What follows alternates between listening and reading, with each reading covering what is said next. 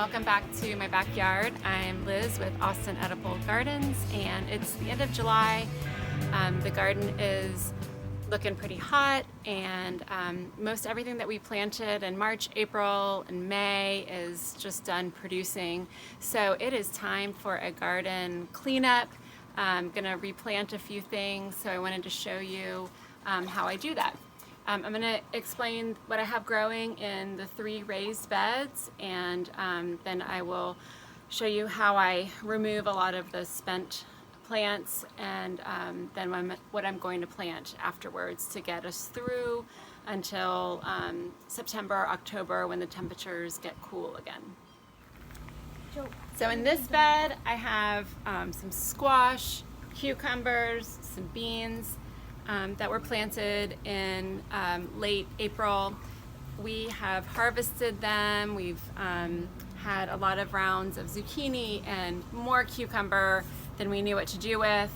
On these this pretty arch is a purple hyacinth bean, or lab, and that is mostly just for looks. The beans are edible. But pretty soon it will be producing some really pretty purple flowers. So I'm going to leave this in. I'm going to leave the marigolds in, but the zucchini is just done. These beans won't produce anymore. Once temperatures get above 75 degrees at night in Austin, these plants essentially go dormant. It's like our winter in the Midwest down here in July and August. So a lot of this stuff is going to come out. This trellis back here is some really great cucumber plants. There was a straight 8 and a Space Master variety. We just got back from a really long vacation, and some neighbors were helping water the garden, but I have found some cucumbers that got forgotten.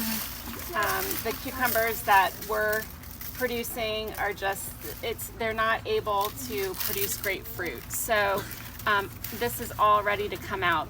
So a few things are going to stay. I have some celosia flowers about to bloom, and some of the zinnia seeds that I planted will hopefully bloom. So most everything's going to come out, but I will leave a few things, and you'll see what that looks like in a minute.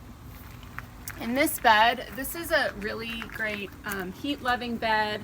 I have some okra that is still super happy, producing a ton, and actually a younger okra here that will also be producing soon. So those will stay in, of course. Those love the heat. A shishito pepper that I planted pretty recently. It will probably slow down in producing fruit, but it will perk up again in September, so I'm going to leave that in. And this beautiful trailing sweet potato vine, we eat the leaves right now, and the sweet potatoes aren't quite ready to harvest, but they will be happy for another couple months. So this bed is pretty much going to stay as it is.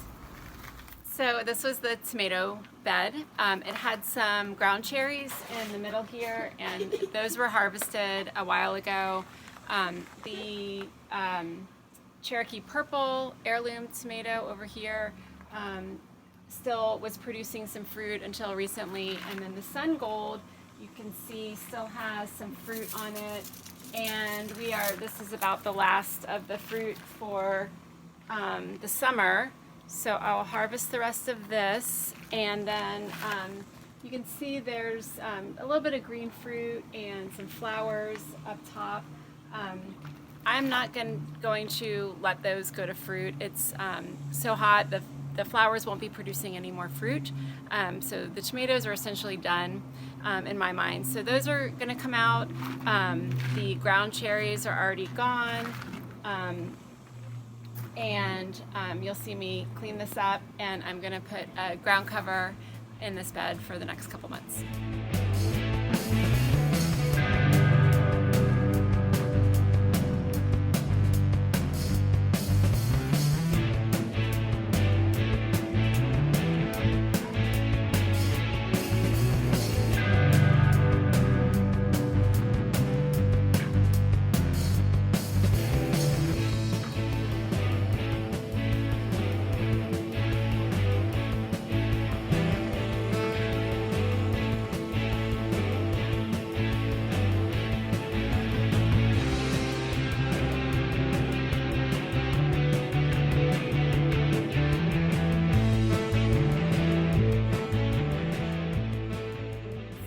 finished cleaning out the beds, took out the things that were done growing, left the things that were still giving us some fruit.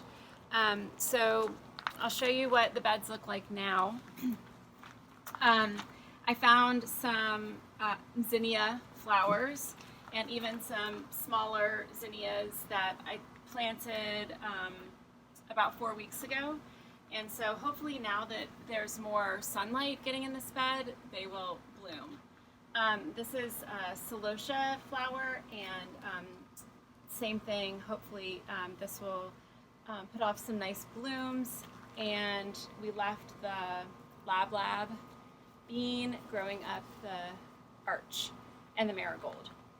So in this bed now, I don't have a lot of options for things that can take this heat, but I think I'm going to try to plant some squash in here and another round of cucumbers. So we'll see how they do.